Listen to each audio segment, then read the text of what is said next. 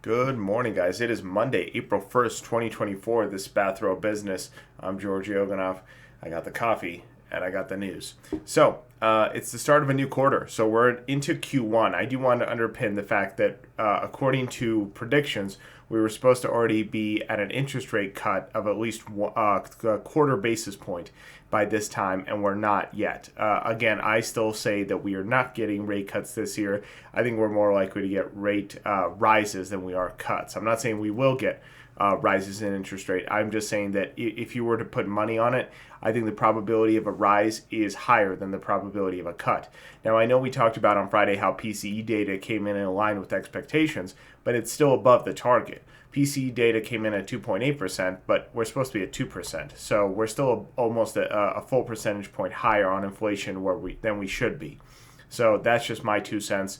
I know if you watch my channel regularly, you know I talk about that all the time, but I just kind of want to underpin it from time to time because I don't think interest rates are going to be cut anytime soon because we are already behind the timeline that was originally set. And when people talk about the timeline being set, these timelines are often set a year or a year and a half in advance. So when people say, well, the Fed promised it was going to cut rates, it promised to cut these rates back in 2022 or 2023. This isn't current data. Every time they ask Jerome Powell, he's saying the same thing. We're just not ready to make those cuts yet. So just kind of want to underpin that. There's not too much going on in the market that I want to talk about. I will mention gold briefly because it is once again at an all-time high. It is approaching the $2,300 mark. Again, that's not a usual area for gold to be in. I do not think that's good for the economy, and I don't think that's a good sign of things to come. A lot of this, it's a multifaceted reason as to why instability in the market, instability in the Middle East, Ukraine, etc. China is buying up gold as well, but central banks are often buying gold. China still isn't buying up as much gold as the U.S. Central bank system.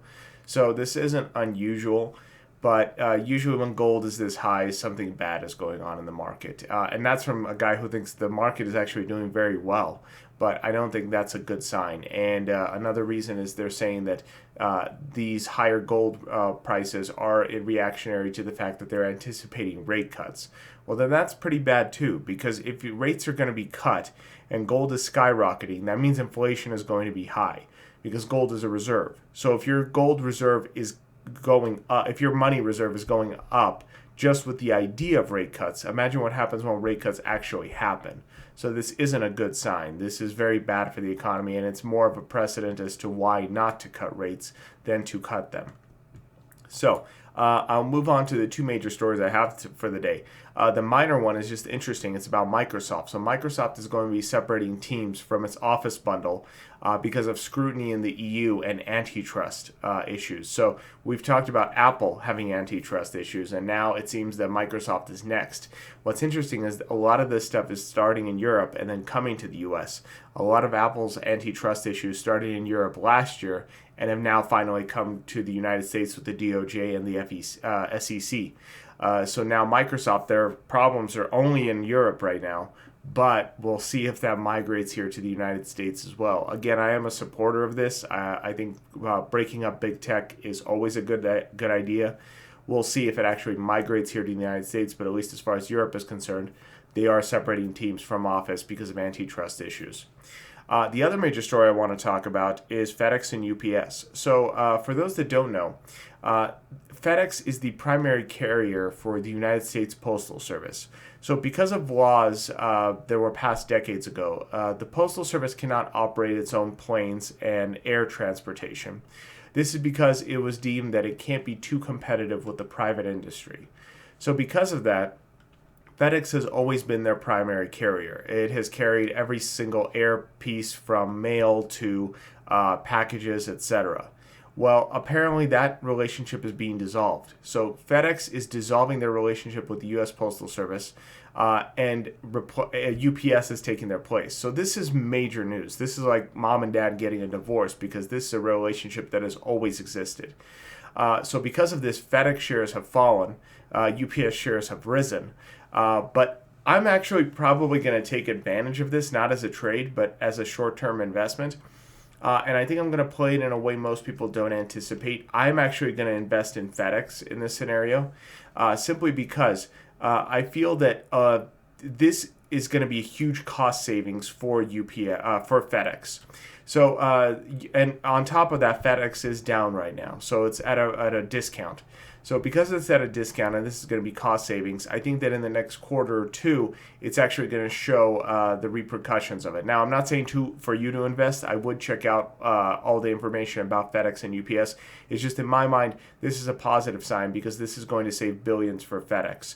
And in fact, it's been costing FedEx billions of dollars every year because they have to maintain larger air crews and a larger air transport in order to service this industry. And the premiums off of it have fallen year after year. So in 2023, they were getting $2.4 billion a year from the U.S. Postal Service.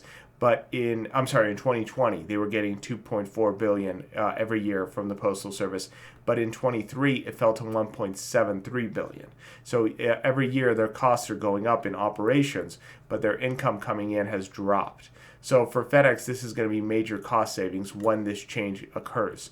For UPS, I think it's going to expand their reach. I don't think it's going to be the windfall of money that most people anticipate. So that's why I think in the short term, I think FedEx is going to benefit from this. In the long term, who knows? But I might take advantage of this trade myself because I think it is going to be advantageous in the next quarter or two. That's pretty much it. Those are the only real stories I thought were worthwhile to report on. There's a bunch of chatter of new cars in China, Baltimore, Baltimore. I mean, stuff that I don't think is new at all. So I don't feel it's necessary to report. Not UPS. I'm sorry. Disney might get a new female CEO, but that's yet to be confirmed. So again, not a lot to report. Today is the beginning of our second week of our new acquisition. So I will give you guys details on how that goes tomorrow. I hope you guys have a productive day, a productive week, and I'll see you in the morning.